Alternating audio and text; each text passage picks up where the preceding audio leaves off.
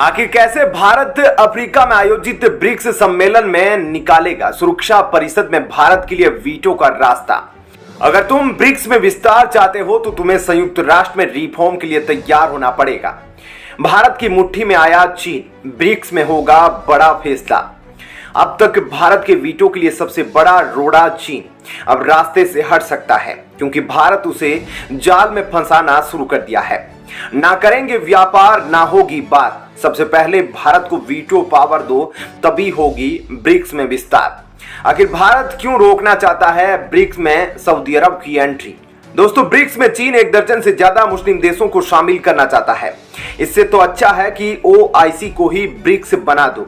आखिर कैसे सऊदी अरब दिलाएगा भारत को वीटो पावर, जानकर आप हैरान रह जाएंगे। जी हां दोस्तों, अगर चीन, सऊदी अरब और ईरान जैसे मुस्लिम देशों को ब्रिक्स में एंट्री करवाएगा तो उसे संयुक्त राष्ट्र में भारत के परमानेंट सीट के लिए राजी होना भी पड़ेगा, क्योंकि अगर भारत ने ब्रिक्स से छोड़ा तो वह भी कचरे का डब्बा बनकर लुढ़कते रह जाएगा। क्या ब्रिक्स में 30 देशों को शामिल करके भारत के खिलाफ गुटबाजी करना चाहता है चीन?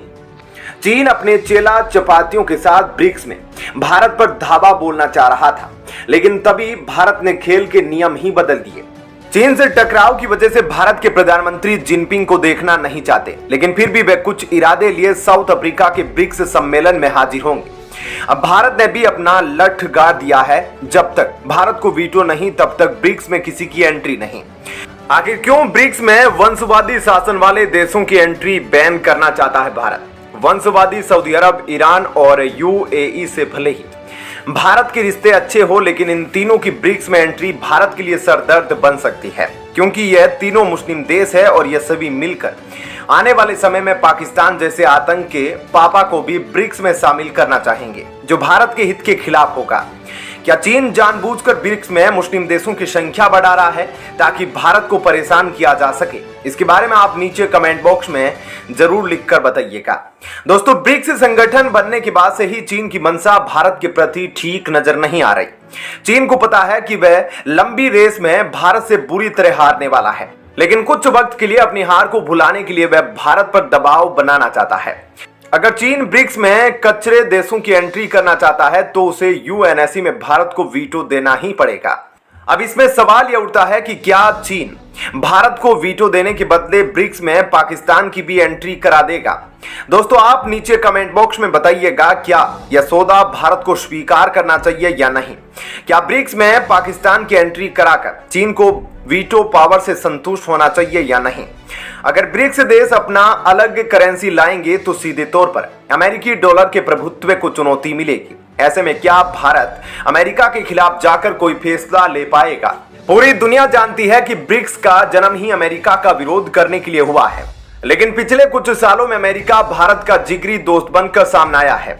ऐसे में रूस और चीन मिलकर भारत पर दबाव बनाएंगे ताकि हमारा देश जानबूझकर अमेरिका का विरोध करे और चीन के गुट में शामिल हो जाए।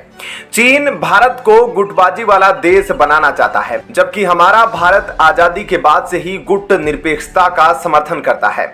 अब यहाँ पर देखना दिलचस्प होगा कि क्या भारत ब्रिक्स में रहते हुए चीन के वर्चस्व को झेल पाएगा, या फिर वह अमेरिका से दोस्ती निभाते हुए रूस की मौजूदगी वाले ब्रिक्स को त्याग देगा। रूस ने सार्वजनिक तौर पर ब्रिक्स के विस्तार की चर्चा की है, तो क्या भारत को भी आंख बंद करके रूस के कदमों पर चलना चाहिए? हम मानते हैं कि रूस हमारा जिगरी दोस्त है। उसने कई मौकों पर भारत की मदद की जब भारत दुनिया में अकेले पड़ गया था। लेकिन आपको क्या लगता है, क्या इस वक्त भारत को अपनी आंखों पर काली पट्टी बांधकर रूस के पीछे पीछे चलना चाहिए, या फिर सोच समझकर भारत के हित में फैसला लेना चाहिए?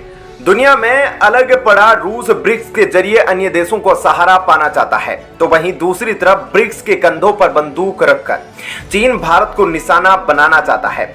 यह बात बिल्कुल सत्य है कि इस वक्त ब्रिक्स करेंसी बनाना रूस के लिए मजबूरी बन गया है, क्योंकि डॉलर के बिना रूस ज्यादा दिन तक सरवाइव नहीं कर पाएगा। रूस जानता है कि पश्चिमी देशों ने डॉलर के वर्चस्व का फायदा उठाते हुए रूस पर घातक प्रहार किए हैं। इसी वजह से रूस चीन की गोद में जाकर बैठ गया है। इस वक्त सही मायनों में देखा जाए तो रूस के पास भारत और चीन के अलावा कोई और मजबूत दोस्ती नहीं। हालांकि भारत एक सॉफ्ट पावर है, जबकि वहीं दूसरी तरफ चीन खुले तौर पर रूस के समर्थन का ऐलान कर चुका है। हाल ही में चीनी जंगी बेड़ों ने रूसी जंगी जहाजों के साथ अमेरिका के अलास्का बॉर्डर के नजदीक घात लगाकर युद्ध करने को पहुंच गए थे। क्या G20 में पुतिन और जिनपिंग को भारत बुलाने के लिए मोदी ब्रिक्स अटेंड करने के लिए साउथ अफ्रीका जाएंगे? जी हां दोस्तों, विशेषज्ञों का मानना है अगर मोदी ब्रिक्स सम्मेलन अटेंड करने साउथ अफ्रीका नहीं जाते हैं तो इससे भारत को G20 होस्टिंग के दौरान गहरा झटका लग सकता है। G20 सम्मेलन को अब 1 महीने से कम रह गया, लेकिन चीन और रूस की तरफ से अभी तक कोई ठोस जानकारी नहीं दी गई कि उनके राष्ट्रपति पुतिन और जिनपिंग भारत आएंगे या नहीं। मिली खबरों के अनुसार पुतिन और साउथ अफ्रीका के प्रेसिडेंट ने मोदी से स्पेशल रिक्वेस्ट की थी और कहा था कि प्लीज साउथ अफ्रीका के ब्रिक्स सम्मेलन में आ जाइए। इसके बाद मोदी ने ब्रिक्स सम्मेलन में पहुंचने का फैसला लिया था। हालांकि इससे पहले चीन के साथ बढ़ते टेंशन को देखते हुए मोदी ने साउथ अफ्रीका में आयोजित ब्रिक्स सम्मेलन में न जाने का फैसला लिया था, लेकिन बाद में भारत को यह एहसास हो गया था कि अगर वह ब्रिक्स में नहीं जाएगा तो G20 को सफल बनाने में उसे दिक्कतें आ सकती है। भारत को यह डर भी सता रहा था कि कहीं वह ब्रिक्स में अलग थलग ना पड़ जाए। क्या G20 में भारत आने पर पुतिन हो सकते हैं गिरफ्तार? जी हां दोस्तों, यह भी एक प्रचंड सवाल है जो पिछले कई महीनों से घिरनी की तरह नाच रहा है। आपको बता दें कि पुतिन के साउथ अफ्रीका में आयोजित ब्रिक्स सम्मेलन में ना जाने का डर उनकी गिरफ्तारी है। वास्तव में पुतिन गिरफ्तार होने से डरते हैं, तभी वह साउथ अफ्रीका नहीं पहुंचे। माना जा रहा है पुतिन के भारत के साथ रिश्ते काफी अच्छे हैं। ऐसे में वे निश्चित रूप से G20 सम्मेलन के दौरान जिनपिंग के साथ मोदी से मिलने भारत पहुंचेंगे। आपको बता दें कि सऊदी अरब इस वक्त तकरीबन 42 देशों के साथ मिलकर यूक्रेन युद्ध समाप्त करने को लेकर बैठक कर रहा है। इस बैठक में भारत के जेम्स बॉन्ड के साथ साथ चीन के प्रतिनिधि भी पहुंचे थे, लेकिन रूस की तरफ से किसी को नहीं बुलाया गया था। माना जा रहा है यह बैठक सफल नहीं रहा क्योंकि रूस और यूक्रेन की शर्तें मंजूर नहीं की जा सकी। अब सबकी उम्मीद और निगाहें भारत में आयोजित G20 पर टिकी है, जहां दुनिया भर के सारे नेता पुतिन के साथ मिलकर यूक्रेन युद्ध समाप्त करने की गुजारिश कर सकते हैं। इस पूरे घटनाक्रम में भारत अहम रोल निभाते नजर आएगा। अगर G20 मीटिंग के दौरान भारत यूक्रेन युद्ध में सीज फायर करा देता है तो भारत के लिए यह एक ऐतिहासिक और क्रांतिकारी उपलब्धि मानी जाएगी, जो विश्व शांति और विश्व कल्याण के लिए हमेशा अग्रसर होने की कोशिश करता रहता है। दोस्तों, अगर आप भी चाहते हैं कि G20 मीटिंग के दौरान यूक्रेन युद्ध की आखिरी चिंगारी बुझ जाए तो आप अपनी राय नीचे कमेंट में लिखें और बताएं कि इसके लिए भारत को कौन कौन से उपाय भी करने चाहिए। ऐसे में क्या कहना है आपका इस खबर पर, जरूर बताएं। धन्यवाद। जय हिंद।